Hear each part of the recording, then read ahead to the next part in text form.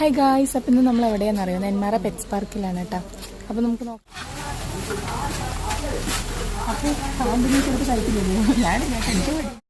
അപ്പോൾ നമ്മൾ ആദ്യം പോയത് ഒരു മീൻ തീറ്റ തന്നത്, മീനിന് തീറ്റ കൊടുക്കാൻ. മീൻ നന്നായി കൂട്ടത്തോടെ വരുമ്പോൾ കയ്യിൽ കാണിച്ചു കൊടുത്ത് അവർ വന്ന് കഴിക്കാം കേട്ടോ. പിന്നെ ഇത് അപ്പു കൊടുത്തതും വേഗം വന്നു. മീൻ വന്ന് ഇങ്ങനെ കൊത്തി കൊത്തി കഴിക്കേണ്ട നല്ല ഇക്കളാവും കേട്ടോ. പിന്നെ അടുത്തത് നമ്മൾ ഈ പക്ഷികളിനെയാണ് കേട്ടോ.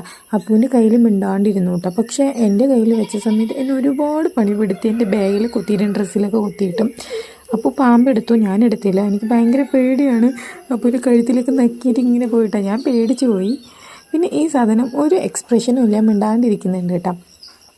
പിന്നെ അടുത്തത് ഈ വലിയൊരു കിളിയായിരുന്നു കേട്ടോ.